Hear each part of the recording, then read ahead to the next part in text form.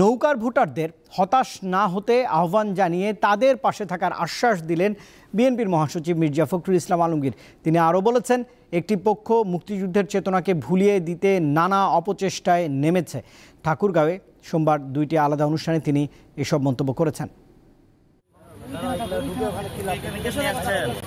নিজ জেলার ঠাকুরগাঁয়ে সোমবার ব্যস্ত দিন পার করেন বিএনপির মহাসচিব মির্জা ফখরুল ইসলাম আলমগীর। অংশ নেন কয়েকটি অনুষ্ঠানে।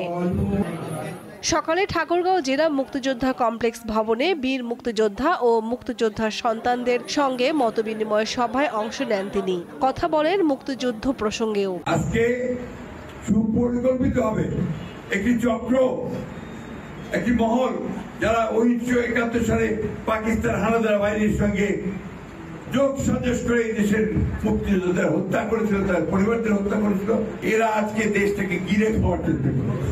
বিএনপি মহাসচিব বিকেলে যোগ দেন এক মতবিনিময় সভায়। বলেন, নৌকার কাণ্ডারি ভারতে পালিয়ে গেছে, তাই নৌকায় যারা ভোট দিতেন তারা এখন অসহায়। নৌকার যে কাণ্ডারি, যে মূল মাঝি, ও নৌকার সবগুলোকে ফেলে দিয়ে পালায় চলে গেছে, ইন্ডিয়া চলে গেছে, ঠিক না? এখন আমাদের যারা এখানে নৌকা করতে না সারা বাংলাদেশে, তারা তো একটু অসহায় অবস্থায় আছে, যে আমাদের মূল লক্ষ্যে পালাই গেছে, আমরা এখন কি করবো?